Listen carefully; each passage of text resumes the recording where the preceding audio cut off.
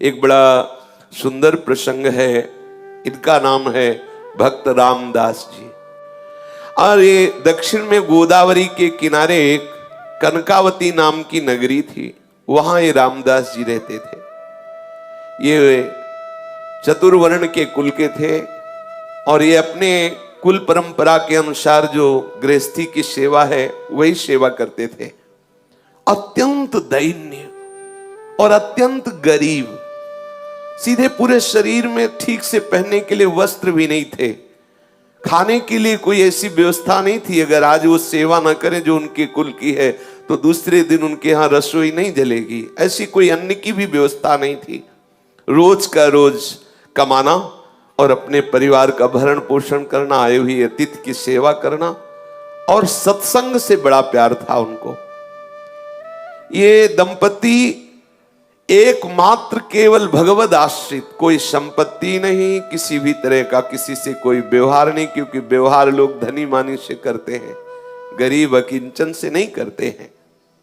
इनके एक लड़का था और ये सदैव अपने कुल की जो सेवा है वो जूता गांठने की, वो बीच बाजार में जाके बैठते, किसी के फटे पुराने जो पादुका है उसको सिलते, या कहीं ऐसा संयोग बन जाता तो नई पादुका बना के बेचते, जो उससे मिलता उससे अपने परिवार का पोषण करते और सत्संग जाते।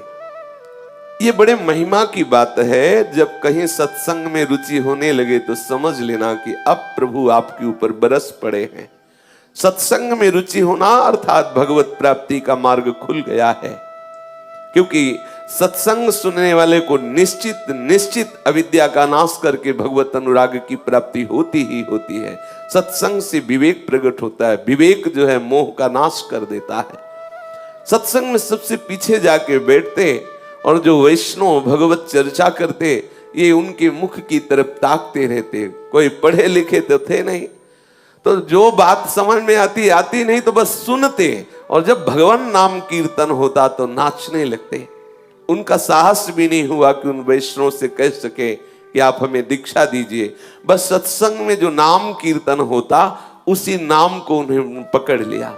बस मन में बार बार कृष्ण गोविंद ऐसा बोलते, और एकांत में वो कभी कभी पुकार उठते हृदय से, हे हरि मैं जैसो तैसो तेरो, हे हरि मैं जैसो तैसो तेरो। इतना ही याद हुआ, बस इतना ही। पद नाम से, शास्त्र स्वाध्याय नाम से, बस इतना ही, हरि मैं जैसो तैसो तेरो। और सत्संग में नियमित जाके बैठना, कुछ समझ में आए या ना आए, जब नाम कीर्तन होता तो बड़ा आनंद मिलता। और वही कृष्ण कृष्ण गोविंद गोविंद हरि हरि, और बीच बीच में आ भर के हरि मैं जैसो तैसो तेरो, मैं जैसा हूं वैसा आपका हूं, मैं जैसा हूं हे हरि आपका हूं। तीन प्राणी, स्वयं, पत्नी और पुत्र, जो इस सेवा से उनको अर्थ मिलता, उससे परिवार का पोषण, कोई अतिथि पधारता उस अतिथि की सेवा, और जो सत्संग में जाते नियमित, बस उनके हृदय में एक बात बैठ गई, कैसे कैसे इस जगत के मालिक को रिझाऊं। ना तो मेरे में कोई योग्यता है, ना पढ़ा लिखा हूं, ना धन है, ना पवित्रता है, मैं किसी योग्य नहीं, कैसे रिझा। क्या मेरे से कभी प्रभु रीझ सकते हैं? बिल्कुल बिल्कुल अनपढ़, कोई शास्त्र का ज्ञान नहीं, कोई पवित्रता का ज्ञान नहीं, कोई पद्धति का ज्ञान नहीं। आप देखिए, प्रभु केवल भक्ति से प्रसन्न होते हैं, जानते भी नहीं हो कि भक्ति किसे कहते हैं। आगे इनकी प्रसंग में देखिएगा, एकदम भोले भाले, जानते भी नहीं कि भगवान की कोई भक्ति भी होती। बस सत्संग में पहुंच जाना, जैसे सत्संग हो रहा है, पहली बार गए, बैठ गए, अच्छा लगा, क्योंकि सत्संग का एक जो वातावरण होता है, कोई कितना भी अज्ञानी विषय जीव हो, उसके हृदय को परम शांति शीतलता, तभी नींद आ जाती है। अगर वो किसी को नींद ना आती हो तो सत्संग में बैठ जाओ, इंद्रियों को विश्राम मिलता है। भले वो सोच समझ ना हो तो भी उसको विश्राम मिल जाएगा, वो नींद में चला जाएगा। अगर वो सतोगुणी है, भगवत भक्त है, तो भाव में चला जाएगा, और अगर उसकी पहुंच नहीं हुई भाव में तो वो विश्राम को प्राप्त होता है। समस्त इंद्रियां सुखद अनुभव करने लगती हैं, धीरे धीरे विवेक बढ़ता है। अब वो बीच बीच में जैसे जूता गांठ रहे तो बीच बीच में एकदम रुक जाते और पुकार उठते, हरि मैं जैसो तैसो तेरो, हरि मैं जैसो तैसो तेरो। कैसी बढ़िया बात, इससे बढ़कर कोई बात ही नहीं, कोई बात ही नहीं। मैं जैसा हूं आपका हूं हरि, मैं आपका हूं जैसा।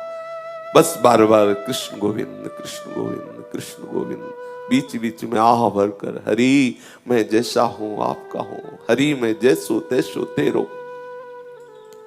ये बात उनको इतनी प्यारी लगी, हरि मैं जैसो तैसो तेरो। अब ये इसी को गुनगुनाते, सदैव इसी को गुनगुनाने लगे, हरि मैं जैसो तैसो तेरो। निरंतर इस पंक्ति को गुनगुनाना और वो अपने कार्य को करना। उनके हृदय में इस पंक्ति का मर्म उतरा। जो हम बोलते हैं, जो हम सुनते हैं, वही मनन होता है। जो मनन होता है वही हमारे अनुभव का विषय बन जाता है। जैसे हम विषय वार्ता सुने, विषय वार्ता बोले, विषय चिंतन करें तो हम विषयी हो जाते हैं, कामी हो जाते हैं। यदि हम नाम कीर्तन सुने, गुण कीर्तन सुने, उसी का गायन करें, उसी का चिंतन करें तो हम भक्त हो जाते हैं, हम भगवत प्रेमी हो जाते हैं। तो वो बार बार इसी का गान करते हुए, इसी का चिंतन करते हुए इसके मर्म को प्राप्त हो गया। मर्म को प्राप्त होने का मतलब भगवत संबंध हृदय में आ गया। मैं हरि का हूं, हरि मैं जैसो तैसो तेरो। ये पंक्ति गुनगुनाना सचमुच चमत्कार हो गया। उसके मन की स्थिति का परिवर्तन इस सूत्र ने कर दिया, हरि मैं जैसो तैसो तेरो। प्रभु तो भाव के भूखे हैं, वे श्रद्धा रहित, प्रेम रहित, अपनापन रहित, कोई वेद मंत्रों का कितना भी उच्चारण करे, कितना भी पाठ करे तो उसका पुण्य होगा, भगवान थोड़ी प्रसन्न हो जाएंगे। प्रभु तो केवल केवल भाव, आपके आंतरिक भाव को स्वीकार करते हैं। रामदास जी का एक विशुद्ध सरल भाव, हरि मैं जैसो तैसो तेरो। कभी कभी वो आंसू बहाते हुए ये गान करने लगते, हरि मैं जैसो तैसो तेरो। अब एक दिन की बात कि एक चोर मंडली किसी धनी मानी भक्त के घर में गई, जो गृहस्थ भक्त होते हैं, खूब धन संपदा थी। तो उनके यहां शालीग्राम भगवान सिंहासन में थे, और सिंहासन स्वर्ण का था, छत्र भी स्वर्ण का। तो चोरों ने सब कुछ चुराया, सिंहासन छत्र सहित शालीग्राम भी चुरा लिए।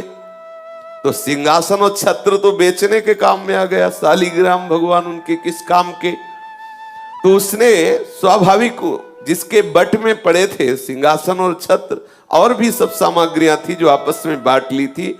उस चोर ने विचार किया कि ये पत्थर हमारे किस काम में आएगा। तो जा रहा था तो देखा बाजार में वो जूता गांठ रहे थे रामदास जी।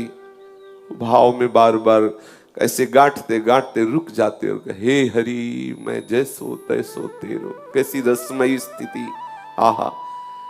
अब वो चोर विचार किया कि वो जैसे जूता गांठने में कुछ ज्यादा हो जाए, धागा या चमड़ा, तो उसे काटने के लिए उनके पास जो औजार होते हैं उनको पत्थर से घसते हैं। तो उसने विचार किया कि पत्थर ये मेरे काम में तो आने वाला नहीं, क्योंकि उसके अंदर कोई भाव ही नहीं था कि भगवान है। तो उसने रामदास जी से कहा कि सुनो, हमें अगर तुम जूता दे दो तो तुम्हारे घसने के लिए हमारे पास एक बहुत चिकना पत्थर है, हम दे दें। तो रामदास जी ने जो नए जूते बनाए थे वो उसे दे दिए, बिल्कुल सरल स्वभाव के भोले भाले भक्त। और वो शालीग्राम भगवान उनको दे दिए, और ये कह के दिया कि पत्थर तुम्हारे घिसने के काम में आएगा। अब वो देखा तो कि ये चिकने हैं, पर जब उसमें अपना वो औजार घसा तो और बढ़िया धार निकली उसकी। उसको लगा चलो जूते के बदले में अच्छा पत्थर मिल गया, बढ़िया है।